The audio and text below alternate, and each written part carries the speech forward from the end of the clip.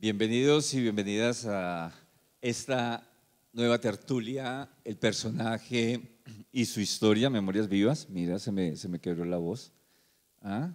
La invitada me pone nervioso. Que es la penúltima del año. Seguramente el año entrante estaremos siguiendo la estela de las historias de las personas que han construido la cultura en Bucaramanga y en Santander. Estamos muy contentos con el programa.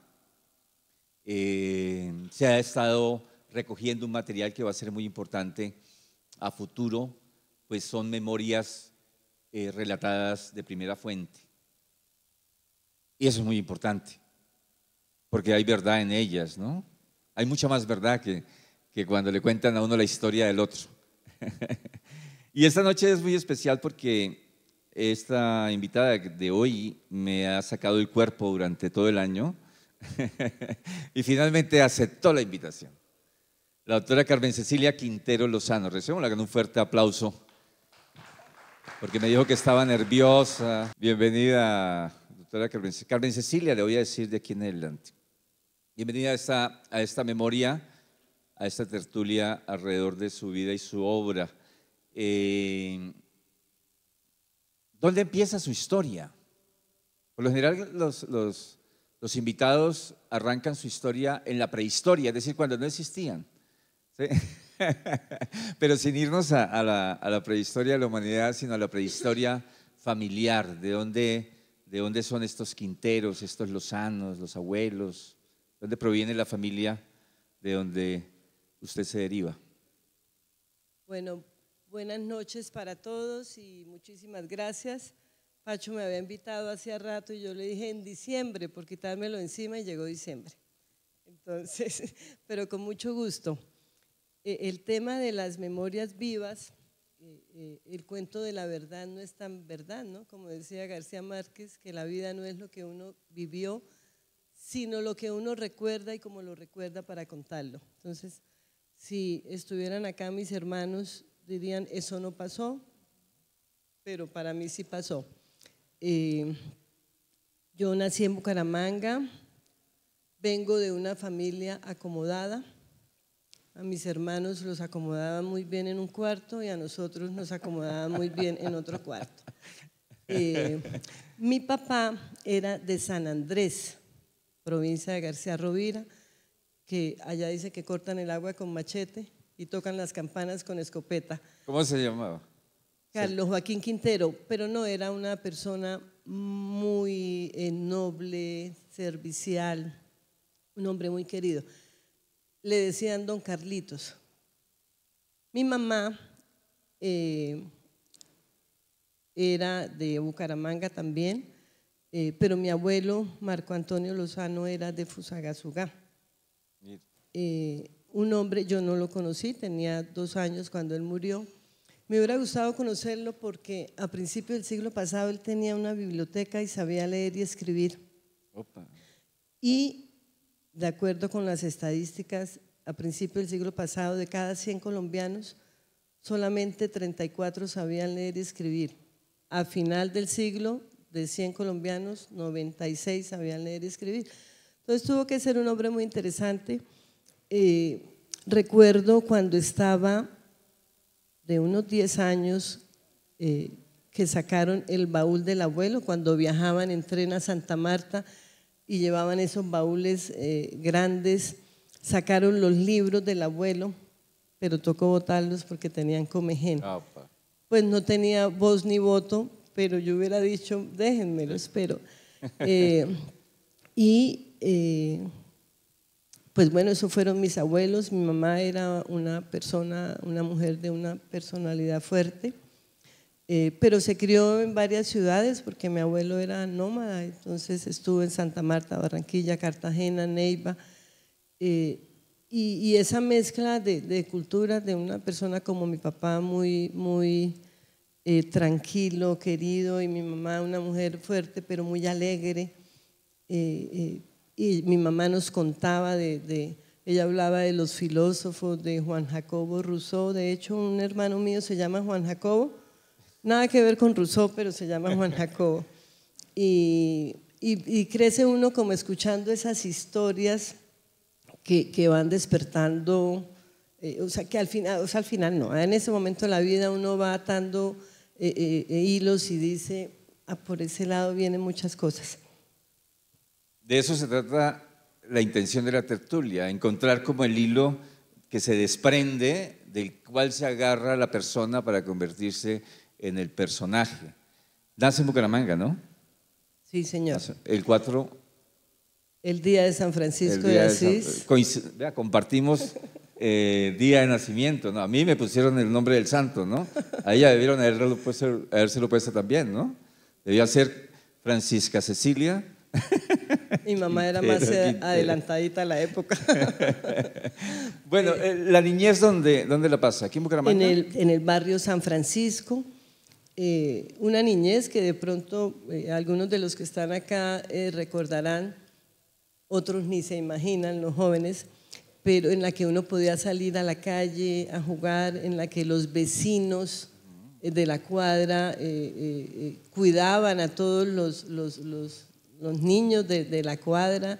O sea, había como esa seguridad del cuidado por el otro, que es algo que pienso que ya no existe, porque primero los niños en donde no es conjunto no los dejan salir, o sea, los niños ya no juegan en la calle y las familias ya no están con esa tranquilidad, y esos recuerdos de la infancia son muy bonitos, claro, porque fuimos varios hermanos, yo fui la quinta de 6 hermanos, y el hecho de salir a jugar a la calle, de aprender a defenderse, porque del bullying que también nos hacían, pero en ese momento no había ley, no se llamaba así, y uno aprendió a defenderse y a fortalecer el carácter frente a los obstáculos que se nos presentan a todos en la vida.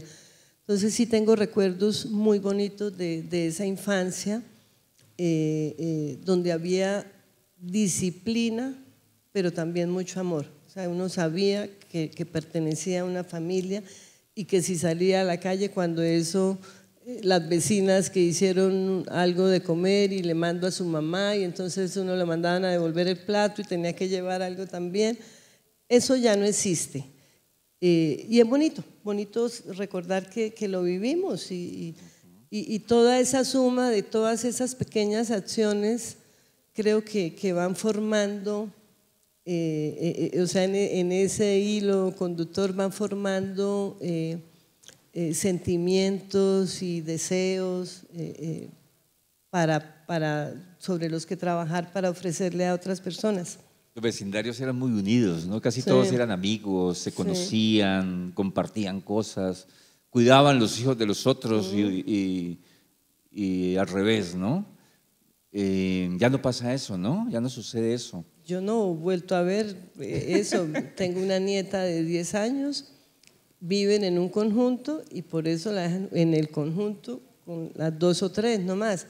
Pero en la calle que a montar cicla, a jugar venados y cazadores, todo eso que jugamos no existe. Pero pues pienso que todas las épocas también son bonitas para vivir. Ahorita a veces tenemos mucha desesperanza, decimos ¿y dónde irá a llegar todo? Y los jóvenes, pero yo recuerdo que cuando era joven también mi mamá decía eso, ay, es que este mundo cómo ha cambiado. Y ¿Cómo ha cambiado? Sí. ¿Y qué irá a ser de ustedes? Y ahora uno piensa lo mismo, ¿no? Porque pues ya se murieron los abuelos, ahora el abuelo es uno, pero yo pienso que siempre hay esperanza para los jóvenes. De hecho, acá vi a Natalia con un futuro también brillante. O sea, pienso que sí hay esperanza todavía. El mejor aforismo que yo haya leído al respecto lo escribió Fontana Rosa, que era un gran escritor y caricaturista argentino. El cuento más corto del mundo lo escribió Fontana Rosa. ¿Y qué decía? El del dinosaurio. Ah, sí. Pero el aforismo es: todo tiempo pasado fue anterior. Magnífico. Nunca mejor, digo yo, especialmente para las mujeres, y siempre lo digo, porque las mujeres siempre hemos sido de segundas en la historia, invisibles en muchos temas. Pienso que no hay mejor momento que este para las mujeres. Que están supremamente empoderadas. Todavía nos falta, pero pienso que el hecho de que podamos salir a trabajar, a estudiar o quedarnos en la casa o lo que queramos hacer, tomar decisiones propias. Fíjese que en Colombia hasta 1957 la mujer pudo votar por primera vez. Antes éramos seres sin derechos. Entonces, esto es una maravilla, haber nacido en esta época en que se pueden hacer más cosas. Me gustó eso de Fontana Rosa. ¿En dónde hizo la primaria?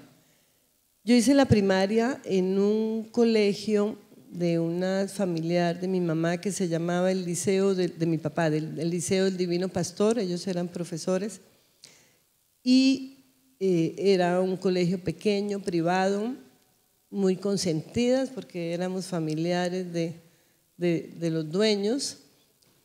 Y mi mamá siempre dijo, me gusta el Colegio del Pilar, pero entonces ustedes allá como que no han aprendido mucho y a mí me pusieron en la concentración Comuneros, que queda al lado de la Universidad Santo Tomás. Cuando llegué a la concentración Comuneros, esas niñas que estudiaban allá, ¿se acuerda de las escalas? Que íbamos, yo no sabía qué era eso y me costó trabajo cogerles el ritmo y pasé raspando, pero pasé y de ahí seguí al Pilar. Pero era fácil las escalas. Pero en cuarto primaria para mí eso era, cuando llegué a quinto, porque yo no digo que éramos consentidas, entonces yo no sabía hacer escalas. ¿Para usted era fácil? Ay, no, pues. Botado. No, aprendí, pero me costó trabajo cogerles el ritmo. Sí, yo era bueno para las matemáticas, era bastante habilidoso.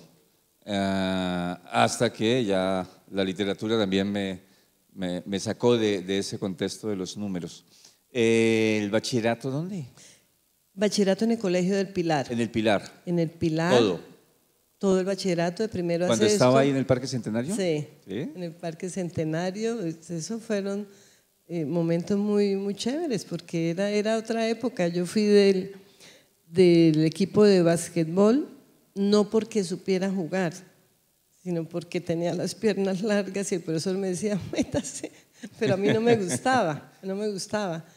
Me gustaba más el voleibol, que tampoco lo sabía jugar muy bien, y terminé en ajedrez, porque era ahí sentada más. Pero en el Pilar… Cambio brusco, ¿no? Está bien cambiar de opinión. Imagínense que no cambie uno de opinión. Y no, yo pienso que ese tema de explorar para mí ha seguido toda la vida, porque a veces no es que tiene que tomar una decisión, irse por este camino. No, pienso que para mí eso está mal en el sistema educativo, porque uno debe explorar su propia ruta y en esa ruta va encontrando otras cosas que llaman la atención, en las que puede aprender. No, pero en el Pilar en ese momento era muy exigente, profesoras. ¿Ese era un bachillerato clásico? No, yo hice técnico comercial. Técnico comercial. Entonces aprendí taquigrafía, mecanografía. Detestaba a mi profesora de mecanografía, pero ahorita allá en Confenalco ninguna secretaria escribe más rápido que yo, sin mirar. Claro, eso en las máquinas esas de Simón Bolívar, pero o sea, admiro ahorita, porque en ese momento uno no lo comprendía, la vocación de esas profesoras porque fuéramos siempre mejores. O sea, era esa vocación que creo que hay que seguir rescatando en los profesores, de que fuéramos mejores. Claro, con muchos errores en su metodología, porque era lo que había en el momento.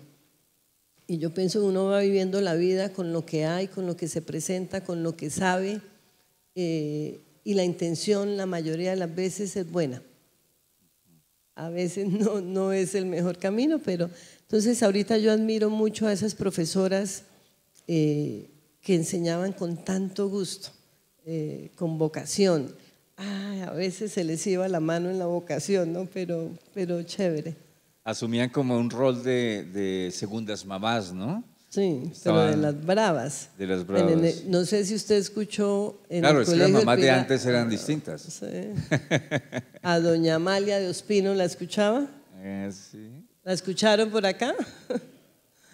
Ella fue profesora mía de educación física y era estas majaderas y hoy en día estaría, la hubieran sacado ya del magisterio, La estaría habrían sacado por Caracol. claro, por Caracol y de todos lados, pero reconozco esa vocación, ese sentimiento de que hágalo bien y estamos fortaleciéndola y estamos… No lo entendíamos en ese momento, le decíamos la bruja, eso le teníamos mil apodos. A doña Amalia, el esposo de ella después murió, que ese fue otro, él murió, lo enterraron y como al año salieron con el cuento que lo habían enterrado vivo al profesor Ospino, que porque lo encontraron, sacaron el cajón y lo encontraron boca abajo. Y empezamos nosotros a sufrir qué tal nos pase, ¿no? O sea, todas esas historias que uno vive, escucha, y que así era en la niñez. Mi abuela contaba cuentos de miedo y nos moríamos del miedo, pero al otro día queríamos que nos contara más, de la Llorona, de cosas que a principios del siglo pasado no tenían una explicación física. Entonces todo era atribuido a otros seres, ¿sí? Pero rico. En la casa mía no, nunca, Llorona y eso no. Mi papá nos leía la Biblia antes del desayuno. Ah, caramba. Escogía un pasaje completo, o sea, el pasaje, la historia completa, y antes del desayuno. Había que ponerle cuidado si uno quería desayunar. Pero Pacho, ¿sabe qué pasa? En mi casa, mi mamá, o sea, por el abuelo, por el papá que tuvo, mi abuelo era medio ateo. Y él le hablaba a mi mamá de los crímenes que cometían en el Vaticano y de esas cosas. Entonces, no nos obligaban a ir a misa. Mi papá sí iba a misa, pero mi mamá casi no iba a misa.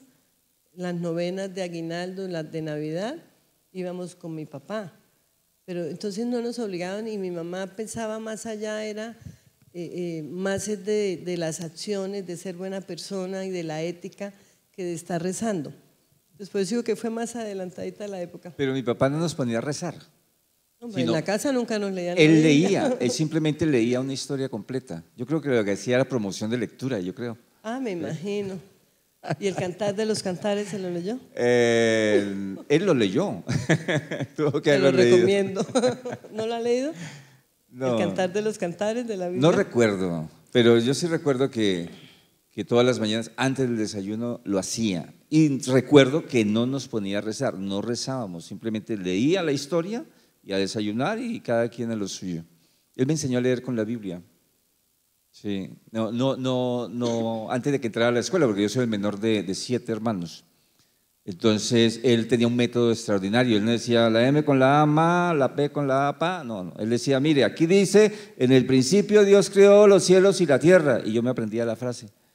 Y entonces, cuando llegaban mis hermanos de la escuela, yo les decía, ya sé leer. Mira, aquí dice, en el principio Dios creó los cielos y la tierra. Y mis hermanos decían, este chino ya sabe leer y no ha entrado a la escuela.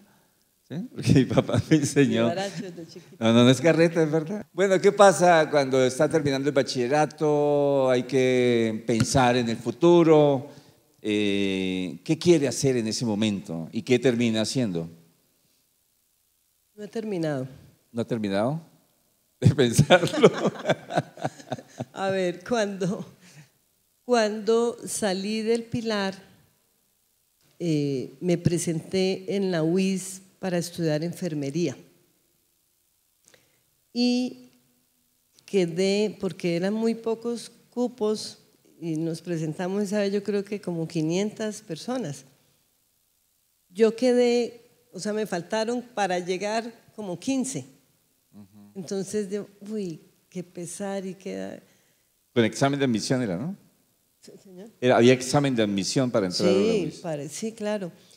Y Y yo, por eso, yo digo a veces, pues en la vida yo pienso que tiene uno cosas marcadas, cosas que pasan porque tienen que pasar. Menos mal no pasé, digo yo. Entonces, no pasé ese semestre, ese primer semestre después del colegio no estudié porque no pasé en la UIS. Y algunas compañeras después dijeron, estudiemos contaduría en la UNAP. Y yo había visto contabilidad, me gustaba, me había ido bien. Y dije, bueno, pues sí, vamos. Cuando llegamos a la UNAP, que era completamente diferente a como era, allá estaba el Instituto Caldas cuando eso funcionaba ahí mismo. Y llegué con mis compañeras, yo fui la última, tenían un aviso con las carreras que habían allá, Derecho, Administración de Empresas y Contaduría. Todas económicas. No había psicología todavía, no habían casi ninguna. ¿En dónde quedaba la UNAP en ese momento? Esa fue la primera UNAP, ¿no? No, creo que la UNAP la crearon la Facultad de Administración de Empresas en 1969, porque el colegio, la UNAP empezó con el Instituto Caldas en 1952 y Administración fue la primera carrera en 1969.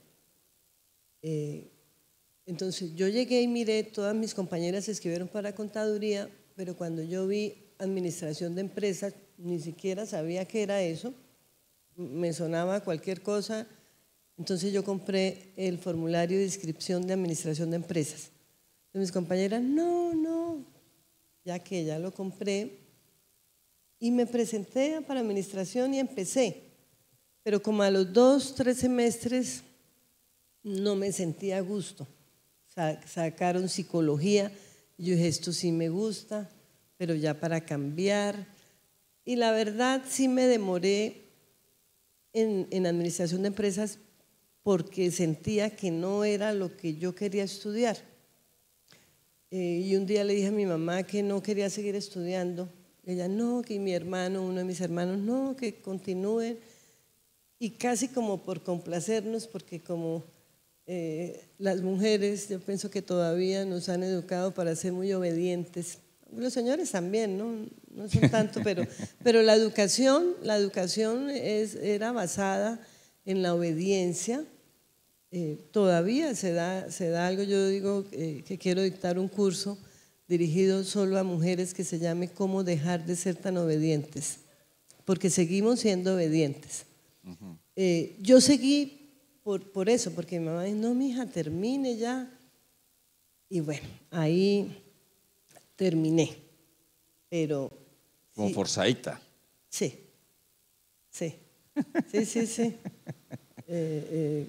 Y me demoré, porque yo un semestre matriculaba, otro semestre no matriculaba, bueno.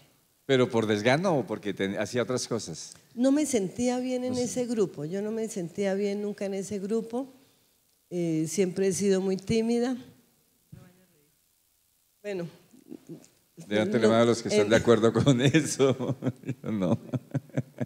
Bueno, eso combinado con las inseguridades propias de ser joven, de no conocerse, todo eso combinado, no me sentía bien allá, la verdad, pero terminé. Cuando hice mi primera práctica, cuando eso en administración eran 2 prácticas de tiempo completo. La hice en la Beneficencia de Santander, hacia la universidad nos mandaba las hojas de vida, me mandaron a 2 empresas y en ninguna quedé. Y yo, ahora, y nos mandaron después a la Beneficencia de Santander, a 3 estudiantes, allá me escogieron a mí, hice ahí mi primera práctica. A mí me gustaba mucho el tema de las manualidades, siempre me ha gustado también el tema de la lectura, y lo que hacía era, yo hacía muñecas de trapo, aprendí a coser, hacía mi ropa, mi mamá a veces me decía 7 oficios, porque me gustaba una cosa, y terminé en últimas así, pero si en ese momento en la UNAP hubieran tenido literatura, me hubiera matriculado para literatura. Ya hablamos de eso. Vale. Entonces sí, terminé. Porque uno termina haciendo en cualquier momento lo que uno quiere hacer, ¿sí? Entonces, esta administradora de empresas, ¿no? Que es supremamente exitosa, que ha estado en importantes organizaciones, a última hora se le ocurrió cumplir el sueño que siempre tuvo, ni de ser enfermera, ni administradora de empresas, sino escritora. Pero no eso, entendí lo de a última hora. pero falta como media hora para llegar allá. No, mentiras. Bueno, entonces, administradora de empresas, ¿y qué empresas administra en ese periodo antes de llegar a lo institucional? ¿Qué experiencias empresariales tiene? Antes de terminar la administración, empecé a trabajar. Ahí hice mi segunda práctica, seguí trabajando, me casé, tuve una hija, tengo una hija maravillosa, y los primeros años me quedé con mi hija. Administrando el hogar. Administrando el hogar. Me quedé con ella. Pienso que es un tiempo, una inversión muy, muy importante. Lamentablemente ahora muchas mujeres no lo pueden hacer, pero esos primeros años son fundamentales para la vida de una persona. Yo pude quedarme con mi hija unos años y renuncié de trabajar por el proyecto de grado, porque yo dije, si no termino, o sea, si no hago el proyecto de grado y me dedico a hacerlo, me voy a quedar así, pues ya estaba trabajando. Entonces yo me retiré, me quedé con Angélica y ahí hice mi proyecto de grado en Coltabaco. Usted conoció al doctor Alfonso Barrenechea Estrada. Sí, era el gerente. Él fue, con él trabajamos, él era el gerente en la 19, que ese fue el primer ascensor de Bucaramanga, ¿no? Ahí frente al Banco de la República. Era Otto y Hernando Rey, porque eran 3 gerentes y todos reportaban en Medellín. Conocimos el mundo del tabaco, con el doctor Barrenechea, espectacular. Después… Lo recuerdo porque ellos nos patrocinaron el primer Festival Nacional de Cuenteros que hicimos en 1992, cuando empezamos. Sí, un señor maravilloso, era paisa, pero parecía del interior, como dicen, muy, muy querido, un hombre. Él manejaba mucho el tema de los buenos modales, Era muy bien puesto. Escribía, sí. Nos pagó todo. Bueno, entonces ahí hace práctica en Coltabaco, ahí conoce a Barrenechea. No hice la práctica, ¿no? Hice el proyecto de grado. El proyecto de grado. El proyecto de grado, todo el tema. Y ahí viene su amistad con Don Otto Barrera. Otto me dio clase. Otto me dio clase de mercadeo en la UNAP, de ahí nos conocemos. Él era el superintendente de ventas de Coltabaco. Sí, en la 56 era, sí. Bueno, ahí yo hice el proyecto de grado con otras 2 compañeras y empecé a trabajar con mi hermano en temas de asesorías a municipios. Él había hecho la especialización en gestión pública de la ESAP, pero pues yo le ayudaba, leía los documentos y trabajamos en varios municipios, planes de desarrollo. Viajaba a San Martín, San Alberto, en esa época que fue tan complicada, a finales de los 80, y en varios municipios, en varias empresas. Recuerdo que hicimos unos trabajos cuando se acabó Colpuertos, en Transejes hicimos otros trabajos. Después salió un diplomado en la UNAP, cuando empezó la UNAP el convenio con el TEC de Monterrey, un diplomado en habilidades gerenciales, que venían los mexicanos. Cuando eso venía Emilio Alvarado, que él ya murió, él era el rector del TEC de Monterrey. Yo me inscribí en ese diplomado y tuve como compañera a Marta Elena, que había sido profesora mía en la UNAP. Y Marta Elena un día me dijo que Cecilia quiere trabajar en la UNAP. Le dije, listo. Me presenté y seguí trabajando en la UNAP. Trabajé cerca de 10 años. ¿Ahí qué hacía? A veces no hacía nada, pero rico, no. Eran otras épocas. Yo ahorita les comento a veces a mis compañeras de Confenalco que era muy rico, era una universidad más pequeña, no tenía, bueno, todos esos procesos que se manejan ahora, que vienen además del ministerio, ¿no? Claro. Como norma. Yo empecé como coordinadora de prácticas de administración de empresas. Yo empecé en ingeniería de sistemas. Y cuando se fue la coordinadora de sistemas de administración, yo pasé a administración y luego empecé a dictar clase, que nunca había pensado dictar clase porque no, pero empecé de asistente de un profesor y dije, bueno, empecé y me gustó. La primera clase que dicté, yo la preparé para 2 horas. Y empecé y a los 20 minutos terminé. Se acabó. Y claro, era la primera, entonces yo me quedé así como, bueno, nos vemos en la próxima clase, ¿qué hacen los estudiantes? De una, ¿no? Sí, chao. No, profe, espere, falta todavía. Todavía falta 1 hora y media. Bueno, esas fueron experiencias al inicio, porque preparaba uno para el tiempo, bueno, después ya aprende uno a medirlo. Le coge el tiro, sí. Y ahí después en la UNAP trabajando ya hice una especialización en gestión humana, hice la maestría también del TEC de Monterrey, la maestría en administración. Trabajar en una universidad ofrece muchos beneficios en términos de formación, si uno quiere. Yo aproveché bastante porque nos daban el 50%. Mi hija estudió en el Instituto Caldas porque por ser empleado de la UNAP nos daban el 50%. Eso me permitió, o sea, porque siempre he pensado que la educación enriquece la cultura, que la educación es para mí el elemento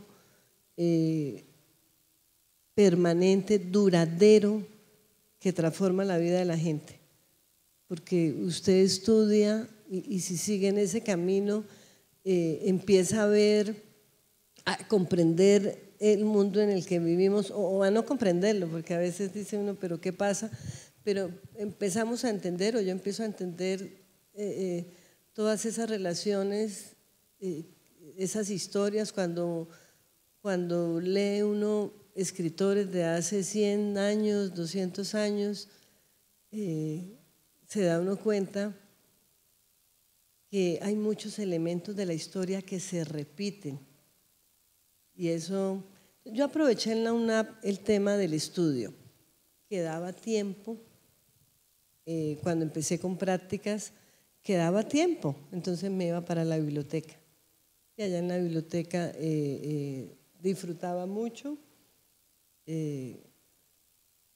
Y empecé como por ese camino más de la lectura, porque cuando yo estaba pequeño le comentaba lo de los libros del abuelo, pero mi mamá tenía la enciclopedia El Tesoro de la Juventud.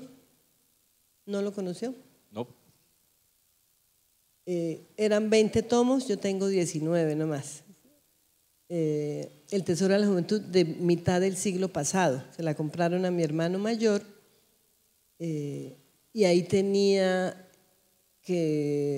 historia de la ciencia, el libro de los porqués, poesía. Era pues lo que era una enciclopedia cuando empezó el Renacimiento, de unir todo el conocimiento en unos libros.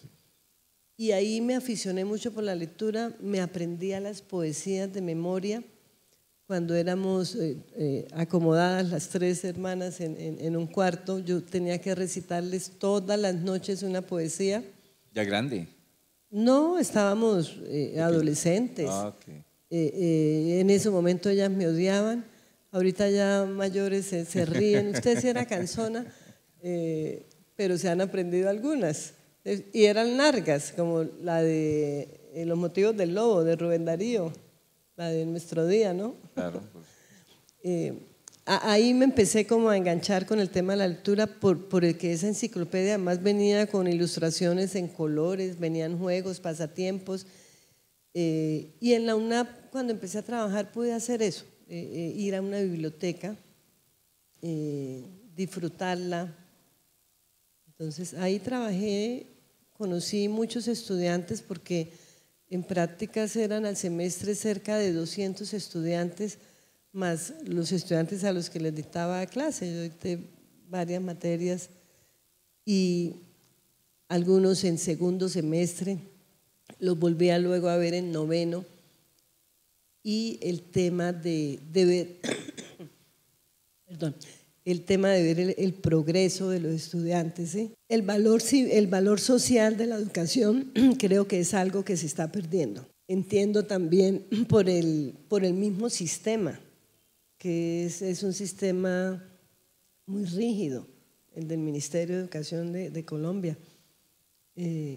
Pero ese valor social, pues yo pienso que lo que hacemos en Confenalco también es en parte rescatar ese valor, porque hoy en día usted se da cuenta, un influencer gana un montón de plata.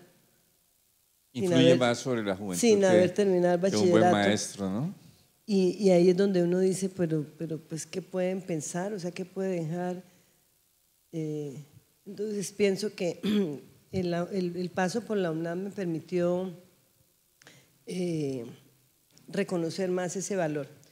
Me salté porque yo antes de la UNAM trabajé en la UDI cuando era Centrosistemas. Ajá. Trabajé 9 meses. Yo sí vi ese Centrosistemas, ese fue el antiguo UDI, ¿no? Sí. Que quedaba ahí en la novena. Sí, pero cuando yo trabajé allá quedaba ahí en la carrera 29,50, arribita de Confenalco, frente a Masa, por ahí. Por ahí quedaban las oficinas. Era un instituto de educación no formal, como se llamaba anteriormente, que ahora es Educación para el Trabajo y el Desarrollo Humano. Yo trabajé ahí 9 meses. Coordinaba el programa de administración financiera. Saltémonos. ¿Cómo llega a Confenalco? No sé si conoció a Luis Gustavo Álvarez, que murió ahorita a mitad de año. Sí, lo distinguí. Luis Gustavo Álvarez era el decano de hotelería y turismo. Era presidente de gremios, fue un visionario del turismo acá en Bucaramanga, en Santander.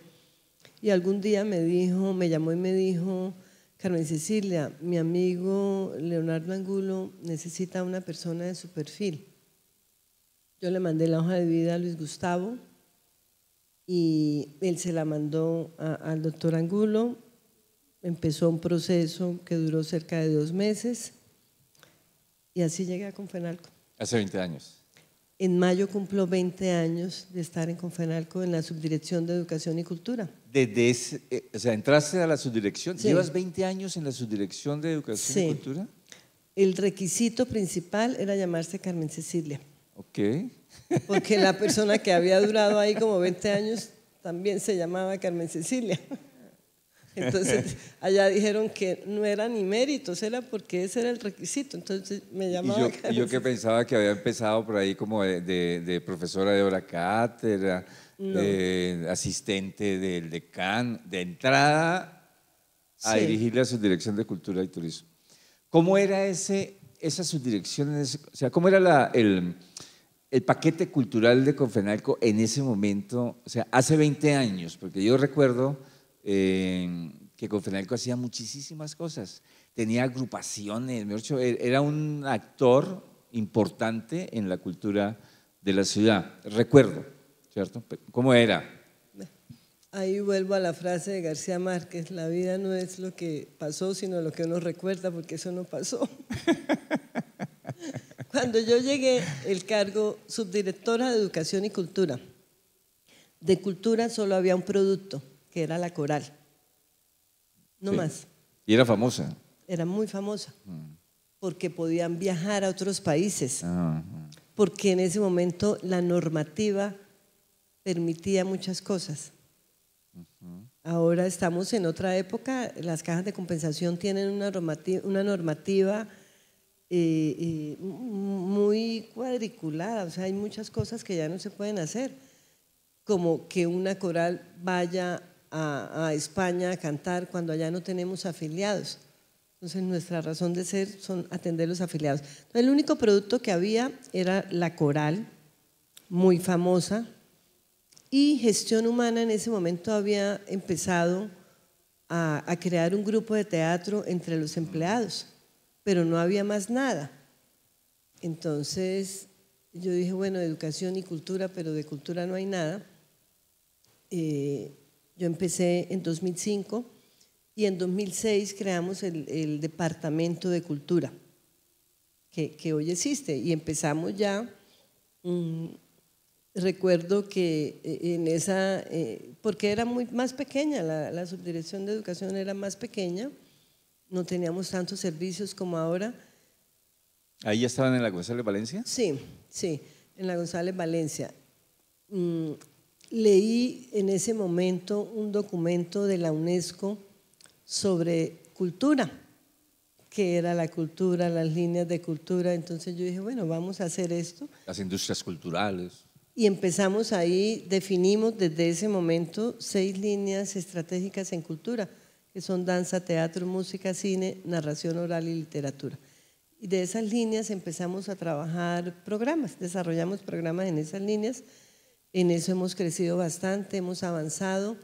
Usted que está en el medio cultural sabe que no es tan fácil el tema de la cultura, pero seguimos, y el pensamiento más es de formar público.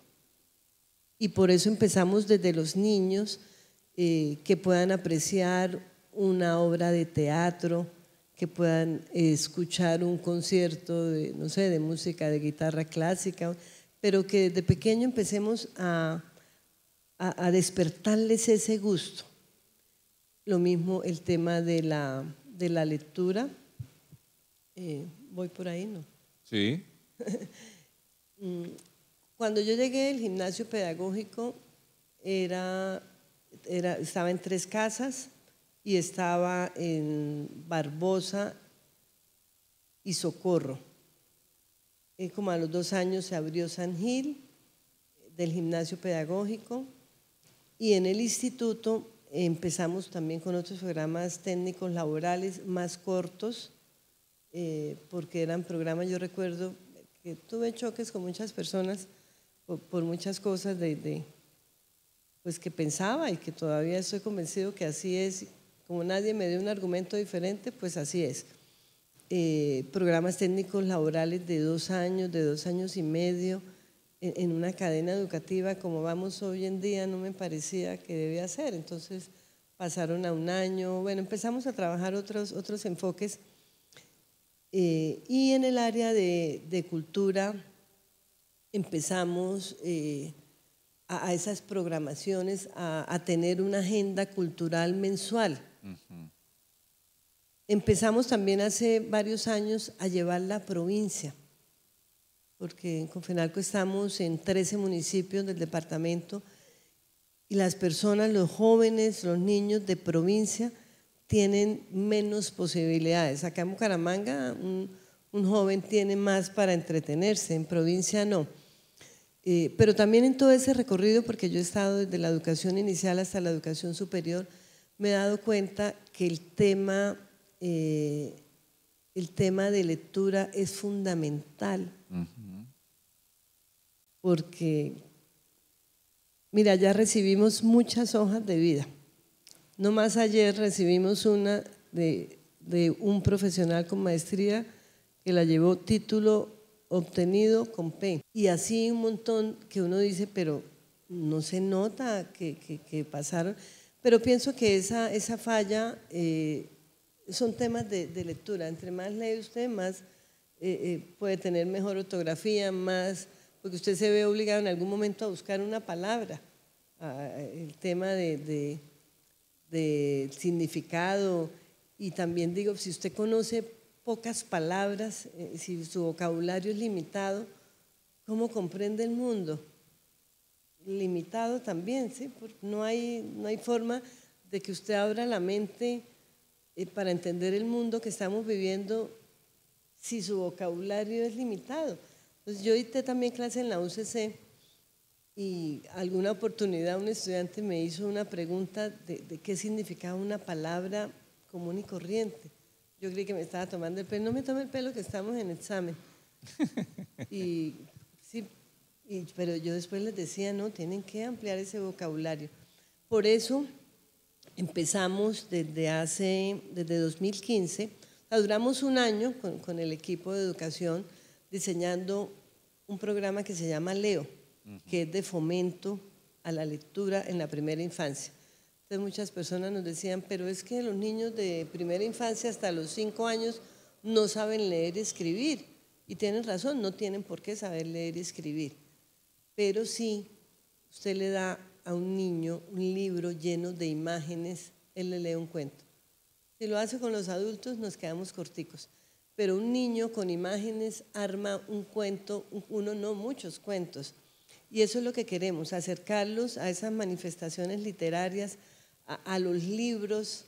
Sé que no es fácil porque no tenemos el hábito de la lectura, pero cuando voy a Panamericano, Profitécnicas y veo niños o jóvenes comprando libros, yo digo, hay esperanza, hay bastante esperanza.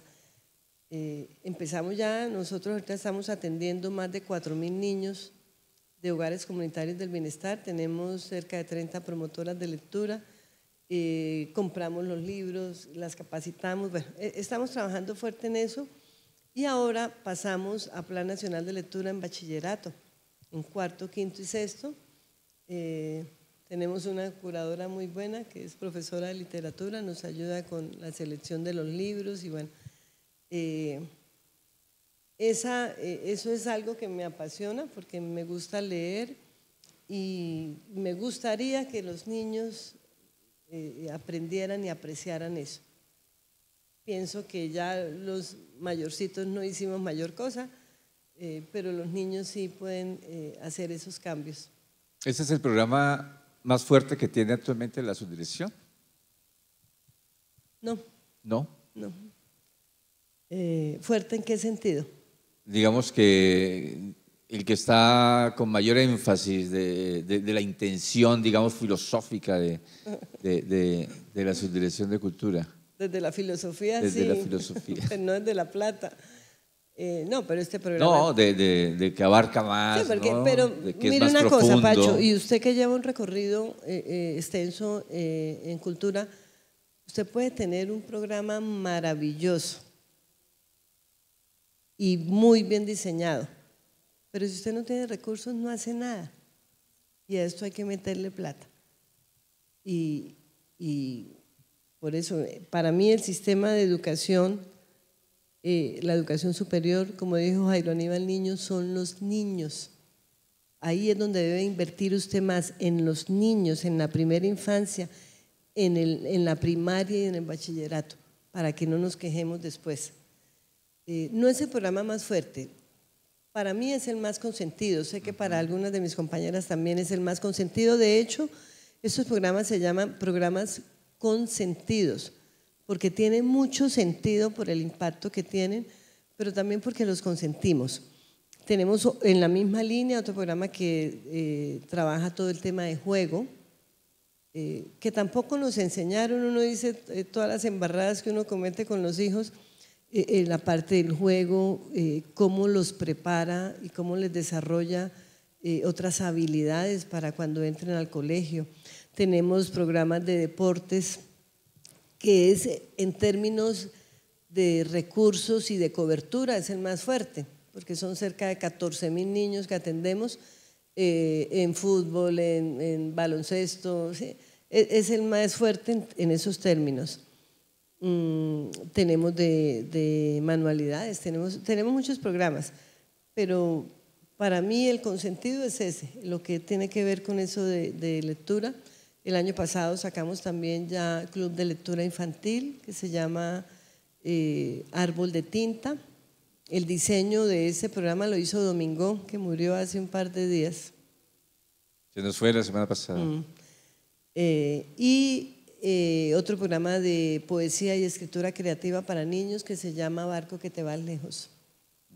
Estamos desarrollando estos productos especialmente pensando en los niños.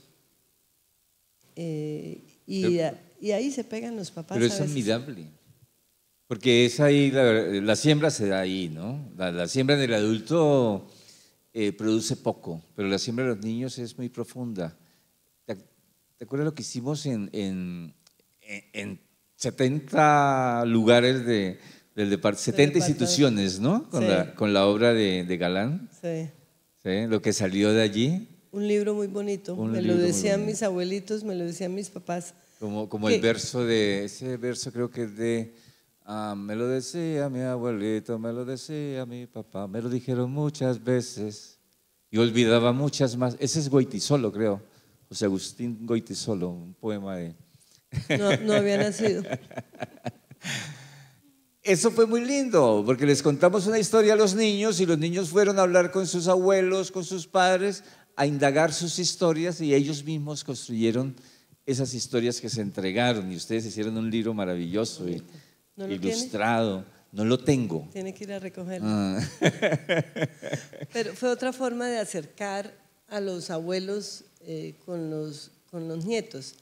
Un encuentro intergeneracional allí. Sí, y historias como la fiesta de la gallina, de todos esos de muchos pueblos que si no se escriben se pierden. Pero sí, esos trabajos, pienso de pronto, bueno, y usted también sabe, en educación los resultados usted no los ve en un año. Entonces usted dice, vamos a construir un edificio, ya vio el ladrillo. No, se demora. Se demoran los resultados, pero como usted dijo esa palabra de sembrar, creo que eso es lo que más estamos haciendo con la convicción de que es por ahí. Y yo he estado en más de 30 años en toda esa cadena educativa y creo que es por ahí, empezar por ahí. No quiere decir que los adultos no aprendamos también, no todos, pero sí podemos algunos. ¿Y el concurso de poesía todavía lo siguen haciendo de declamación? De declamación. No me invitaron este año a ser jurado, a mí me encantaba ser jurado. Allá hay algunas personas que son las culpables, pero… Maravilloso porque son niños, jóvenes, adultos mayores, declamando poesía, ¿no? Que eso ya casi no se hace. Pero nosotros lo estamos haciendo, hemos tenido años en que van 150 personas que se inscriben para declamar. Hacemos también el concurso de ortografía, hacemos varios concursos, como usted dice, los que ya no se hacen, pero que sabemos que hay mucha gente que todavía le gusta y sobre eso seguimos trabajando. ¿Y se mantienen los cursos del Instituto de Educación? Claro, el Instituto de Educación de Confenalco el año pasado tuvo 60.000 estudiantes, porque estamos en Bucaramanga y las provincias. Hacemos un trabajo importante ahí porque son programas técnicos laborales con una duración promedio de 1 año en la que las personas adquieren unas competencias laborales que les permiten producir ingresos y si quieren seguir estudiando pues ya tienen cómo, pero es una solución que en 1 año tenemos cocina nacional e internacional, esos jóvenes que cada vez son más hombres.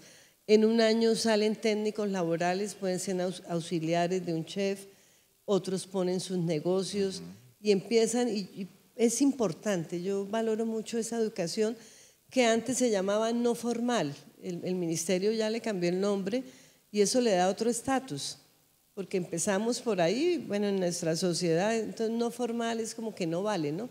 Esto es educación para el trabajo y el desarrollo humano, y en el trabajo duramos más de 25 años, ¿no? Claro. Y el otro proyecto que es sumamente importante, que está muy ligado con lo cultural, es la Fundación Universitaria Confenalco Santander, la UNC, con esos programas de… Vuelva a decir UNC. ¿De qué? Vuelva a decir UNC. UNC. Le pone el ritmo. La UNC fue… pero fue al inicio, es que cuando yo llegué a Confenalco, el doctor Angulo, que era el director, me dijo, mija, como usted trabajó en una universidad, vamos a crear una. Y yo dije, pero pues, cuando yo llegué allá todo estaba hecho, yo me la pasaba en la biblioteca, yo no hice mayor cosa. Pero ese fue el reto, ese fue el reto. Él le encargó el proyecto. Sí. Claro, hubo al inicio choques con algunas personas que creían que era por un lado, por otro. Yo dije, no, vamos a integrar, armamos un equipo de los que quisieran y empezamos con la metodología del seminario alemán, nos reuníamos todos los lunes de 2 a 6. Tenía en ese momento, habían unas compañeras que estaban haciendo maestría en pedagogía en la UIS, ellos nos facilitaban documentos y estudiamos mucho normativa y autores que fundamentan la educación superior. Y después de eso elaboramos unos términos de referencia, se presentaron algunos asesores. El doctor Angulo dijo, mija, ¿será que no podemos hacerlo solos? Sí podemos, pero como siempre le creemos más a los asesores, contratemos unos asesores que nos vayan orientando y fue un trabajo muy interesante que nos permitieron hacerlo. Duramos un año para sacar la personería jurídica, porque el ministerio pide muchas condiciones especiales, pero fue un trabajo muy interesante. Con Domingo estuvo acompañándonos ahí en diseño de comunicación visual, muchas personas conocedoras de esas áreas trabajaron con nosotros en mesas de trabajo. Buenos profesores. Buenos, empezamos, sí. Y en 2010 nos dieron la personería jurídica. Fue un reto, fue un encargo, como digo, del doctor Angulo, que al principio yo decía, pero bueno, ¿por dónde arranco? Y pues arrancamos por leer y fundamentarnos, porque ya la Caja había hecho unos intentos cuando eso se presentaba al IFES, el proyecto, y no había pasado. Por ahí pasó Jaime Luis Gutiérrez, Álvaro Ramírez, pasaron varios. Cuando yo llegué, este es el proyecto que no pasó. Entonces me dijo el doctor Angulo, mija, ¿quiere leerlo? Yo medio ojeé, dije, eso me da rinitis, y si no pasó, fue por algo. Y sí, no pasó porque no tenía, era una colcha de retazos de varios que trabajaron. Yo armémoslo con el equipo de Confenalco, con los asesores y con el sello de Confenalco, porque nunca lo había visto ahí en ese proyecto. Y el sello de Confenalco es la proyección social. Entonces ahí empezamos, fueron unos debates bastante interesantes porque las personas expertas en pedagogía que trabajaron ahí y tendían a ser así como que los administradores ellos no saben qué van a fundamentar. Y ese fue el reto, porque dije, no, pues ahora sí voy a leer, y me puse juiciosa a leer y a estudiar. Y cuando no nos poníamos de acuerdo, yo dije, pues alguien tiene que tomar la última decisión, y como el que pone la cara es el jefe, pues el jefe toma la última decisión y así se va a hacer. Fueron pocas veces que se hizo eso, pero a veces tocaba porque no salíamos de ese círculo de discusiones y debates interesantes, pero que no se pueden alargar tanto porque hay que producir también en términos de documentos. Y sí, fue un proyecto en ese momento, como proyecto fue muy chévere, para mí fue muy chévere. ¿Ya cuánto tiempo tiene la UNC? La personería jurídica nos la dieron en 2010, en septiembre. Luego empezamos con el trabajo de los registros calificados y las clases empezaron en el segundo semestre del año 2013. ¿Y cuántos egresados ya lleva? Señor. ¿Cuántos egresados? Como 200. Eso es lo que me acuerdo. Pero yo lideré todo el proyecto con un equipo. Claro. Fui la rectora hasta diciembre de 2013. Y ahí se nombró otro rector, porque en la subdirección hay muchos frentes, está el gimnasio, el instituto, programas especiales. Claro. Entonces, ¿y echarse eso encima? Dijeron en el consejo directivo, no, Carmen Cecilia tiene mucho trabajo, vamos a conseguir otro rector. El rector que se escogió después dijo que no, entonces se escogió otra persona con la que no nos fue muy bien con esa persona. Entonces la sala de gobierno en septiembre de 2014 le pasó la carta de que no continuara con nosotros, eso fue en 2014, y entonces Carmen Cecilia vuelve a tomar la rectoría y la representación legal, entonces todavía estoy ahí. La tecnología de desarrollo, es una tecnología, ¿cierto? De desarrollo. Gestión turística. Está llena de un programa, mire, los 3 programas fueron muy bien diseñados, esos 3 programas fundamentados, o sea, se hizo un trabajo serio y con rigor científico, se hizo un trabajo muy bueno en los 3 programas, 2 tecnologías. El ministerio siempre habla de promover la tecnología, de que sean más… es mucho más valiosa además. Sí, y más necesaria en nuestro aprendizaje país. Para el trabajo, para si salir usted ve países desarrollados, por cada profesional son 6 tecnólogos. Aquí es lo contrario. Por cada tecnólogo 6 profesionales. No hay para tantos. Pero bueno, esos son otras peleas ahí con el Pero sería ministerio. interesante como implicarse en, digamos, en un programa de gestión cultural. Yo creo que es necesario hoy día, ¿no? No solo porque yo pueda ser profesor de él, sino porque creo que es necesario. Tenemos, este año sacamos un nuevo diplomado que es gestión cultural. Ah, sí. ¿Usted estuvo por ahí? ¿Este año? Sí. Yo estuve. ¿Por eso? Creo que sí. Por eso. Estamos porque Pensé que había sido el año pasado. No, fue este año. Este año. Fue este sí. año, gestión cultural, porque reconocemos la importancia. Mire, nosotros ya le digo que en 2006 empezó la coordinación de cultura en Confenalco porque no la había. Y esos coordinadores de cultura son una persona que lleva casi 20 años en la caja, se ha venido preparando, ella hizo ese diplomado, porque también ahí en una coordinación hay mucho trabajo administrativo. O sea, no es solamente conocer el sector cultural y esas tendencias, sino hacer un trabajo administrativo que a veces resulta tedioso para muchos que son artistas y yo voy a ser coordinador cultural. No, hay que hacer esa combinación. En razón a estas circunstancias dijimos, y hace rato venimos hablando del tema de una tecnología. Empezamos con un técnico laboral, dijimos, o tecnología en gestión cultural, y este año ya sacamos ese producto como diplomado. Sí. Pero seguimos pensando en eso. Y que se hizo virtual, sí. Es necesario que la gente tenga herramientas para sacar adelante sus proyectos, sus emprendimientos, como muy empírico, ¿no? Como muy espontáneo. Y hay unas reglas de juego que deben conocerse para que los productos culturales tengan buena vida, tengan larga vida, ¿no? Sí, ahí hay que trabajar muchos frentes, además de formar a las personas para que manejen y administren la cultura, es también ir formando público. Es ir formando público. Y eso lo hacen a través de la programación también, la programación cultural. Sí. Entonces, Confenalco tiene, digamos, un paquete muy importante en el marco de la gestión cultural de Bucaramanga y de Santander, que beneficia a mucha gente. Por eso te he invitado, no porque seamos amigos, sino porque sé la importancia que tiene la caja en el proceso cultural de los santanderianos, además de todo lo demás que hace, ¿no? ¿Por qué se te ocurrió estudiar literatura al final de todo?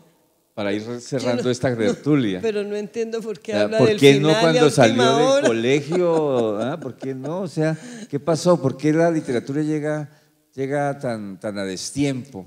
Bueno, nunca hay destiempo, ¿no? Esa no la Yo creo que las comparto, cosas ¿no? llegan en su momento, sí, ¿cierto? No, destiempo no, nada. Nada, ¿cierto? Todo llega a su debido tiempo. Cambio la pregunta, ¿qué la motivó a estudiar literatura a esta hora? Y sigue con el cuento de la hora. No recuerdo la UNAM desde cuándo sacó literatura, pero creo que fue, bueno, no sé. Cuando vi que tenía el programa de literatura virtual, me llamó la atención. Revisé otros programas de otras universidades del país virtuales, pero el de la UNAM me gustó bastante. Yo dije, eso es lo que a mí me gustaría estudiar, no para empezar a escribir, sino para empezar a leer. A mi esposo le decía a veces, estoy aprendiendo a leer.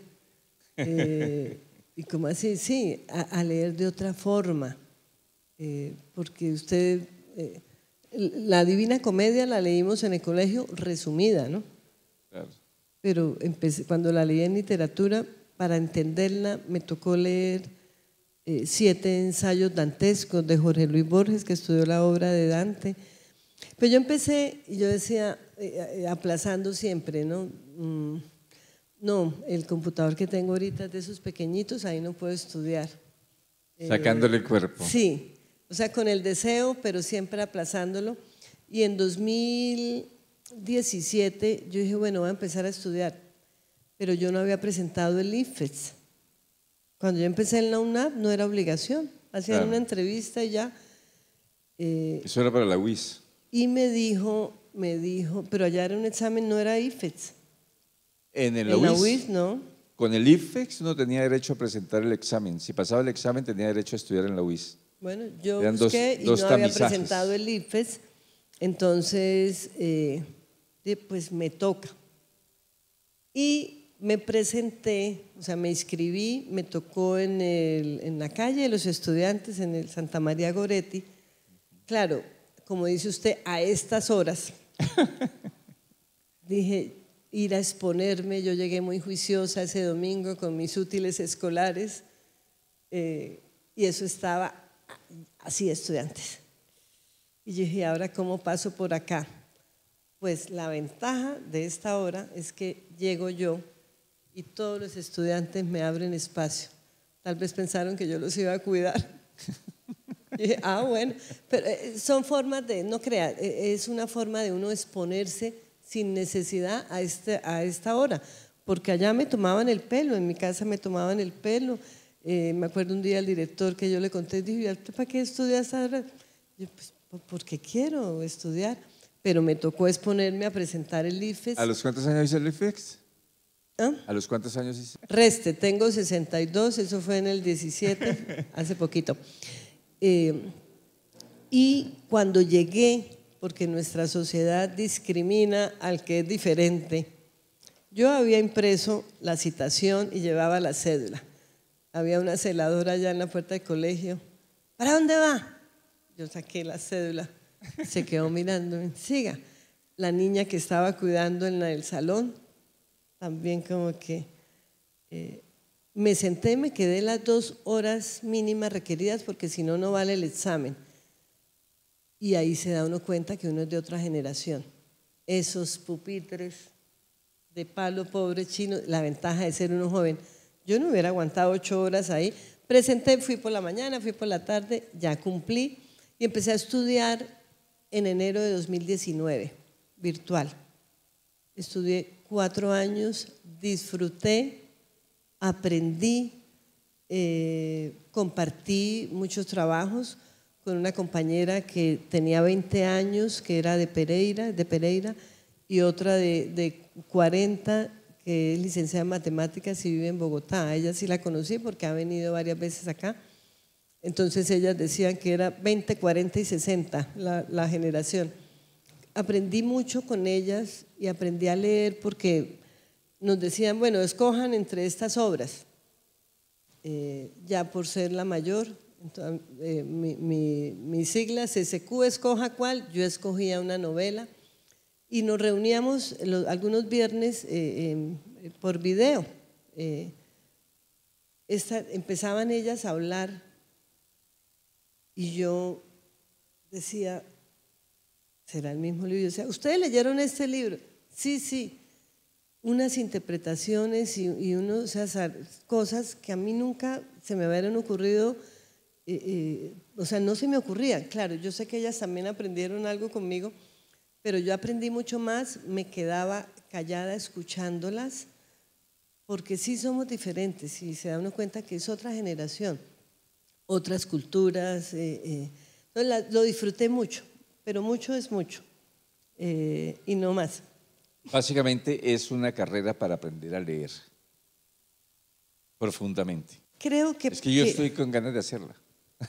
Sí, pero vale la pena, porque además lo que le digo permite Cuando usted empieza a estudiar algunos temas de literatura, pero se une la pintura hasta la arquitectura, que usted pueda hacer esas relaciones. Mira, hay un cuento de Julio Cortázar que me encanta, es Casa Tomada, que tiene que ver también con el tema de arquitectura. Cuando vimos La Divina Comedia, entonces escoja un cuadro del juicio final. Yo escogí el del Bosco, la mayoría escogió Miguel Ángel, pero usted lee La Divina Comedia y ve el cuadro y parece que lo estuvieran pintando así como decía.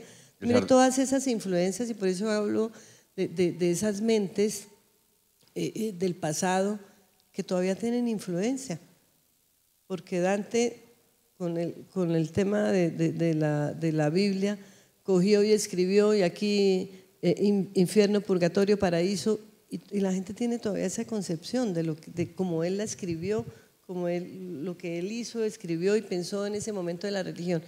Entonces yo sí la disfruté, creo que usted también la disfrutaría bastante, pero le toca ver informática, yo no la vi, le toca, o sea, esas arandelas. ¿Informática Basic o Fortran? No sé, porque yo no la vi, no presenté el examen, por consiguiente no me gradué. Bueno, pues felicitaciones por esa experiencia maravillosa, por esa vida tan prolífica, tan llena de logros, de gestiones para beneficio de mucha gente, y agradecerle por todo lo que hace por esta sociedad, ¿no? Desde ese lugar, desde todos los lugares en donde ha estado. Pero esto que hace desde la cultura, desde la Dirección de Cultura y Educación, me parece maravilloso, sobre todo por ese enfoque preciso, necesario en una sociedad como la actual, que es en los niños. Que lo otro también hay que hacerlo, por supuesto, ¿cierto? Pero el énfasis en los niños es fundamental, es prioritario, es necesario para, digamos, seguir haciendo sociedad, comunidad, pero de una manera, digamos, más profunda, más sensible, más necesaria, viendo todo lo que nos está rodeando, ¿no? Es necesario por lo menos crear nichos sensibles que generen esperanza. Sí, estamos a una velocidad alarmante hoy en nuestra sociedad, y el hecho de volver a hacer pausas es necesario. Con los niños, yo recuerdo, para mí uno de mis principales logros en la vida fue aprender a leer y a escribir.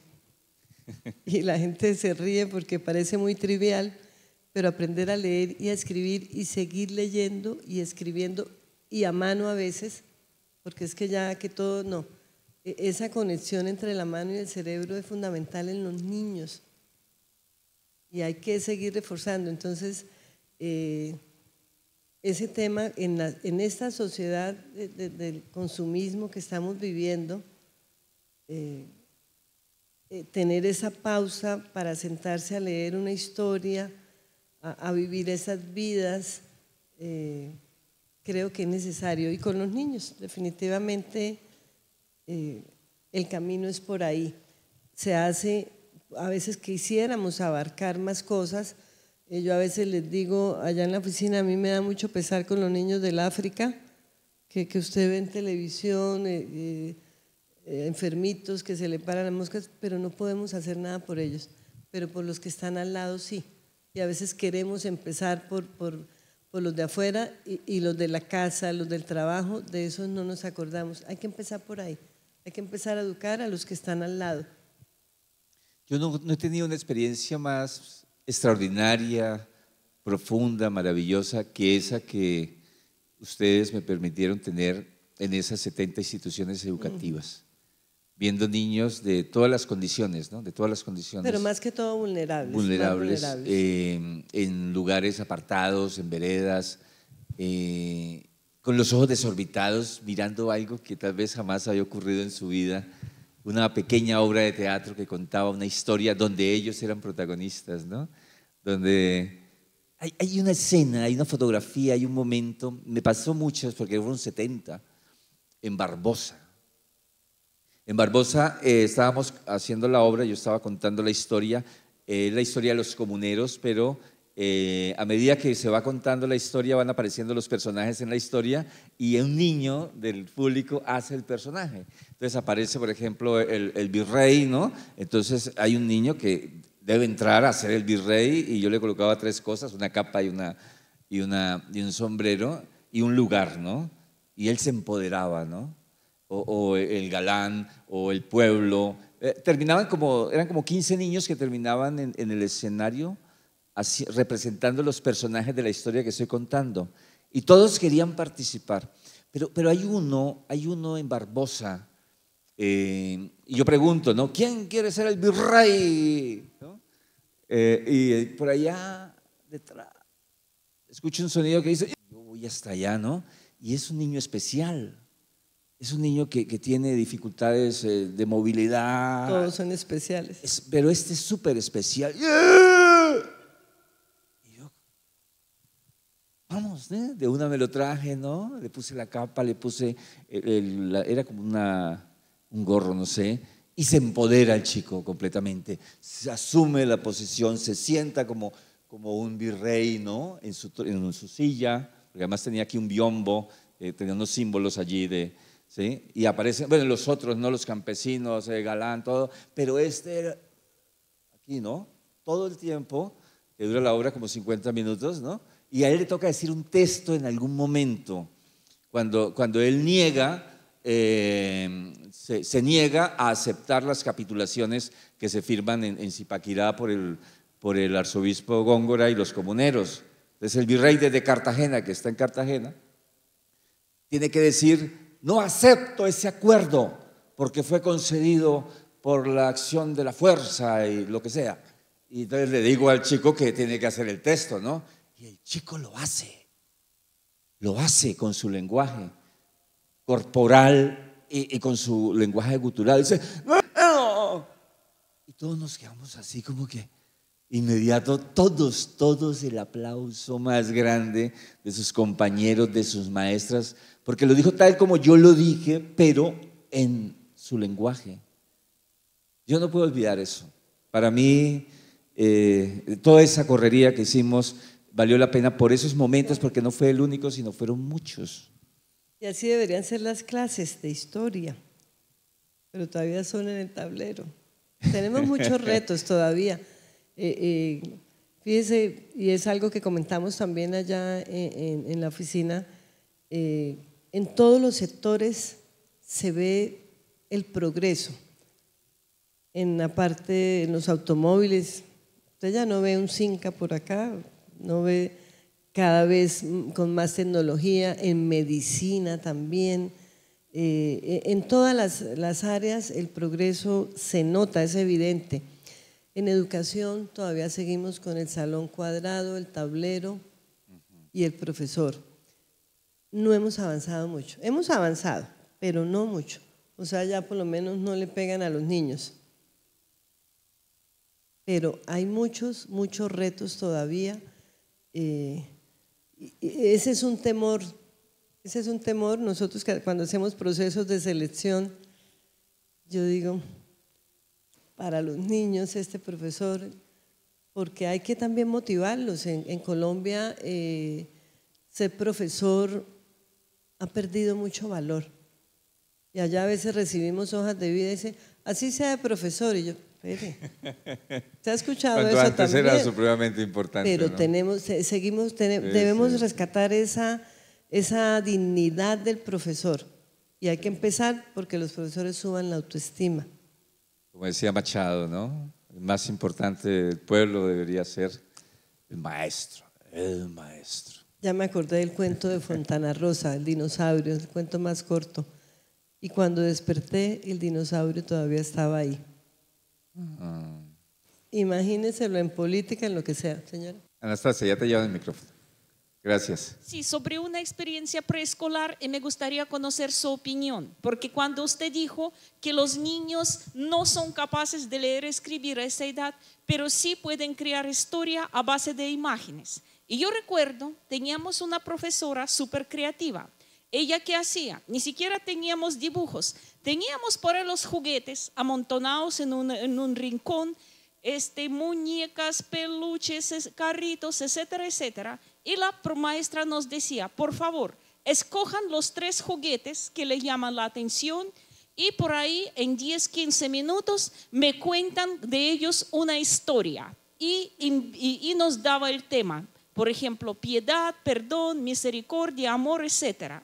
Y yo recuerdo, una vez, por alguna razón, yo llegué tarde y todos los juguetes casi estaban ocupados. Y el tema era piedad o misericordia, algo así. Pero a mí, ¿qué me tocó? Yo encontré un oso de peluche con una pata medio rota, porque como se sabe, los niños no respetan mucho los juguetes. Un soldado por ahí de algún juego temático con su Kalashnikov en la mano, bien equipado para la batalla, y un camión, uno de esos camiones que tanto le gustan a los niños, pero no a las niñas. Entonces, todos por ahí con perritos, con muñequitas, con Verónica y Vladislav, son análogos rusos de Barbie y Ken, etcétera, etcétera. Y yo con estos 3, ¿qué historia sobre amor y misericordia se puede inventar? Sobre un soldado, un oso de peluche y un camión. Y yo recuerdo, se me ocurrió, mirando más que todo la pata rota del osito, inventé la historia que una vez un soldado salió de la base militar para patrullar el tramo del bosque y de pronto vio un oso enfrente suyo. Al principio se asustó, le apuntó su Kalashnikov, pero se dio cuenta que el oso tenía la pata medio rota, estaba llorando y le dijo, soldadito, ayúdame porque me metí la pata en una trampa dejada por los cazadores furtivos. Eso se me ocurrió. El soldado dijo, sí, con mucho gusto, pero ¿cómo puedo ayudarte? Yo no puedo cargarte, tú eres enorme, entonces voy por ayuda. Entonces el soldado corrió a la base, trajo un camión, ayudó al oso a cargarlo, lo llevó a la enfermería del batallón, le entablillaron la pata, lo curaron. Después los soldados sacaron del bosque a todos los cazadores furtivos y el oso en gratitud le trajo mucha miel para todo el batallón. Un cuentico que me inventé, no de muñecas, peluches, porque yo recuerdo el cuento más común era coger una muñeca, un canasto y un perrito o un gatico de peluche. Decir, una vez la niña encontró en la calle un gatito o un cachorrito abandonado, lo metió en la canasta y lo trajo a casa. Esto era el cuento más querido. Y yo recuerdo que todos me aplaudieron. La maestra me dijo, sí, Anastasia, usted sí tiene mucha imaginación, porque ni yo misma se me ocurriría algo sobre un soldado, camión militar y osito de peluche. Sí, Anastasia, tienes talento para crear historia. Tal vez con eso como que me subió mi autoestima para inventar cuentos. ¿Cómo le parece esa práctica? Hay una frase, ahorita escuchando a Anastasia, una frase, cuando era niño me acordaba de cosas que ni siquiera habían sucedido. Y es un poco haciendo referencia a esa imaginación de los niños. Pienso que los profesores con esas herramientas de un oso con una pata rota, de cómo pueden promover el tema de la escritura, porque la imaginación la tienen todos los niños, todos. No es, yo creo que no es difícil sacarles a los niños historias. Fíjese esa experiencia tan bonita que a veces los profesores se amarran porque si no tienen los libros, si no tienen… o sea, eso en su planeación no se puede hacer, pero chévere que nosotros podamos ofrecerle a los niños eso con pocas herramientas. Si hay más y mejor, mejor, ¿no? Pero con algunas herramientas despertarles ese gusto por contar historias, porque además a los niños les gusta contar historias. Lo que pasa es que a los adultos a veces nos aburre escucharlos, ¿no? Entonces eso es de parte y parte, pero fíjese que a usted no se le ha olvidado esa anécdota y la cuenta con esa alegría de que me pasó, que debería ser lo normal, ¿no? Pero no es lo normal, ahorita en los colegios. Yo, una anécdota de hace poco, de mi nieta, que llegó, la pusieron a leer un texto en el colegio y que pensaba, y ella escribió lo que pensaba, y la profesora la corrigió. Entonces, mi hija mandó una nota y me dijo, le dije, sí, yo estoy de acuerdo, porque los profesores no deben cortar, es lo que los niños piensan y sienten. Y si la niña está muy alejada del texto, pues recurra a eso, esa es la imaginación y trabájelo de otra manera. Entonces, nosotros en Confenalco damos mucha capacitación a los profesores, porque son los que pueden materializar todos nuestros proyectos en el aula. Tenemos que fortalecerlos, apoyarlos, capacitarlos para evitar estas situaciones, para promover más esas situaciones que vivió Anastasia. Hay esto, hagámoslo. Bien, ¿qué más quiere participar? Hola, buenas Sandra. noches. Gracias, Pacho. Muchas gracias, Carmen Cecilia. Ha sido realmente un placer escucharte, una novedad en lo personal. No había tenido la oportunidad de escuchar. Y bueno, desde el Libro Total y en lo personal también, pues nos encanta conocer más de cerca, primero quién eres tú, pero sobre todo la forma que tienes de enfocar todo lo que has hecho en tu vida, las ideas tan profundas que tienes y la filosofía que tienes alrededor de la educación, alrededor de la promoción de lectura, alrededor de la proyección social, alrededor de que los libros definitivamente son lo que de una u otra forma salvan vidas, protegen, pues porque nos ponemos en la piel del otro, y muchas otras ideas alrededor que has expresado. Así es que desde el Libro Total como proyecto, también como biblioteca, como casa del libro, pues te queremos hacer una felicitación, un agradecimiento profundo, y también pues invitarte a que puedas conocer de cerca este proyecto, ponerlo también a tu disposición, la biblioteca, y bueno, a ver cuándo podríamos hacer también pues en algún momento un encuentro que sé que puede ser muy fructífero, y le agradezco a Pacho además haberte invitado esta noche, que seas parte de estas memorias, porque hay una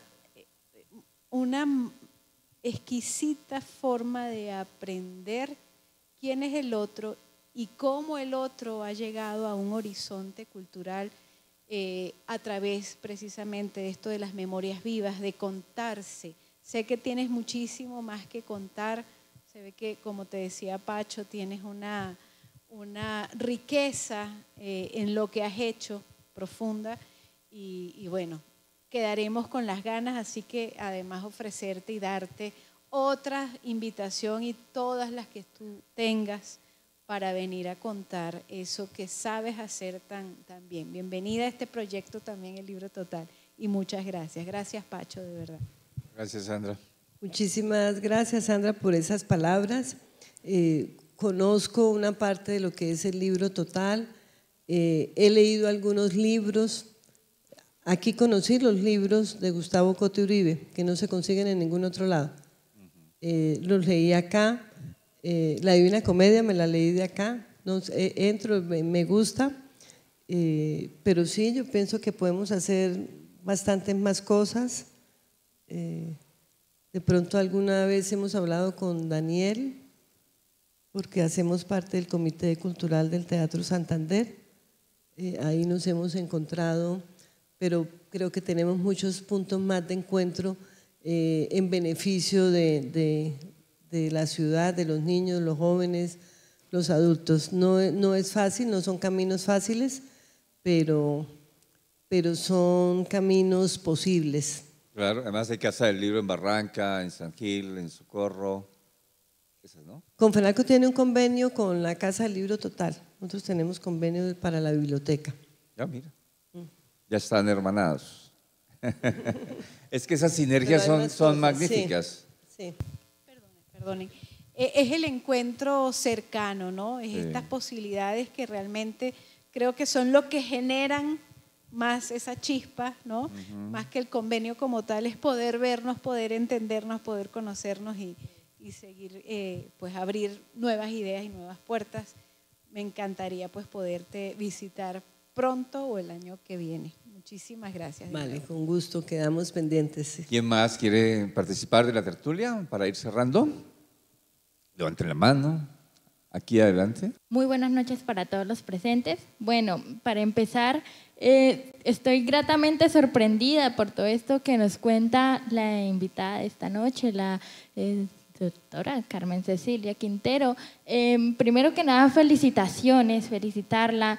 Me parece admirable todo ese recorrido que ha tenido y su compromiso con la cultura, con la educación santanderiana. Conozco más un poquito, el impacto cultural que tiene con FENALCO en todo nuestro departamento. Entonces, felicitarla por todo su trabajo que ha realizado a lo largo de todo este tiempo. Es maravilloso ese compromiso que ha tenido con la lectura, también me llama mucho la atención.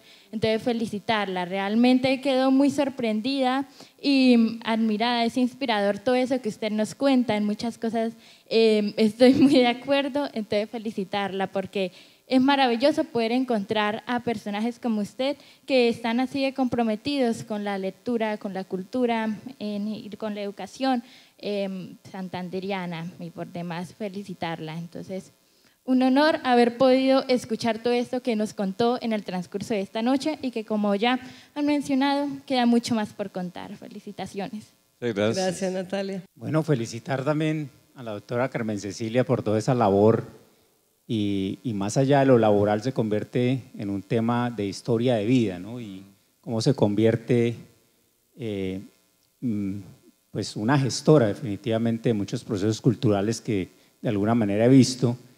Y también nos sirve eso un poco de inspiración como región, y ya lo decía Pacho, porque camino queda por recorrer en el tema cultural mucho, ¿no? He estado en algunos procesos culturales y ahorita recientemente por ejemplo, en el evento de Salas Abiertas, que es un sello santanderiano y que tal vez si hemos hablado con algunos todavía no nos la creemos como región, ¿no? El potencial cultural que tenemos en un proyecto que lleva muchos años, casi 14 años ya, y como región aún no nos la creemos, ¿no? Y estos ejercicios de encuentro de una memoria y de poder un poco ver que hay muchas personas haciendo ese ejercicio de gestión cultural con el potencial que tenemos, que debemos continuar como región aprovechándolo. He estado de cerca en el tema también ahorita de la gestión cultural desde el punto de vista un poco empresarial, ¿no? Y sí que falta esa formación en gestión cultural, pero con una visión un poco más de región y de alguna manera convertir eso en un valor económico para la región, ¿no? Es decir, cómo aprovechamos ese potencial cultural que tenemos como región y lo convertimos en un ejercicio que nos permita también de alguna manera como región generar unos dividendos. Ahorita bajábamos aquí con mi esposa caminando y decíamos, definitivamente el potencial que tenemos aquí nomás, en este parque, pero pasamos y está oscuro, por ejemplo. No hay un ejercicio o una dinámica cultural alrededor en una fecha como esta, ¿no? Un par de luces tal vez, pero una dinámica cultural que tiene que darse ahí. Entonces, enhorabuena a todos estos ejercicios y mi venia para la doctora Carmen Cecilia, que conozco sobre todo con ese amor que lo hace, ¿no? Más allá de cualquier cosa, esa pasión, es una apasionada con el tema cultural y son 20 años y tal vez un poco más, empezando en la semilla, con los niños, que definitivamente ahí es donde se hace el cambio. 2 niños que tenemos y somos testigos que lo hemos venido haciendo desde ahí, desde pequeñitos, y hoy día pues de alguna manera ve uno ese ejercicio de 20 años de trabajo que se dan pues 20 años después de haber empezado. Entonces, felicitaciones, Pacho, también por el ejercicio y bueno, enhorabuena a todo esto que se hace con el tema cultural. Así es, Walter, gracias. El tema, ustedes han nombrado unas palabras, han dicho unas palabras que son importantes y es inspirarnos entre todos para poder desarrollar esa pasión. Y a veces escucho que cuando hablan con los jóvenes o que cuando hablan de los jóvenes es que no, ¿qué país vamos a dejar? Yo creo que debemos empezar por limpiar los lentes y tener otra mirada frente a eso, no desanimar a los jóvenes. A los niños y a los jóvenes no los debemos desanimar, es darle la esperanza de que sí se pueden hacer las cosas, pero con entusiasmo, porque llegan los niños y es que esto como está. Entonces, por eso yo me quejaba mucho, pero mucho, a veces me quejo ya todavía, pero más pasito, de que la gente no lee. Yo digo, pues claro, no tenemos el hábito, entonces ya no nos vamos a quejar, vamos a sacar estos programas. No van a ser 500, 600 en un club de lectura, no, pero así vamos empezando. Entonces, para mí, los niños y los jóvenes son claves y los adultos tenemos que animarlos, no dejarlos sin la esperanza de que qué va a hacer, no, va a seguir adelante, van a seguir bien. Eso es clave, animarlos. Y mira, acá hay dos jovencitos menores de edad. Hay muchos caminos todavía positivos, es cambiar esas miradas que tenemos, dejar ese pesimismo y darles ánimos. Se me acaba de venir una imagen y es ese último fuego que queda después del incendio, de la fogata, ¿no? Ese último que hay que… La última hora, el último fuego, la última… Que hay que guardar, ¿no? Y por la lucecita esa, ¿no? Que hay que mantenerla encendida, así sea pequeña, porque ese es el comienzo de un gran fuego. El día que se apague ese pequeño fuego, estamos perdidos. Entonces, casi que la misión, ¿sí?, o la razón de ser nuestra es mantener el fuego prendido y cuidarlo. En cualquier momento se expande. Muchas gracias por habernos acompañado esta noche en la tertulia.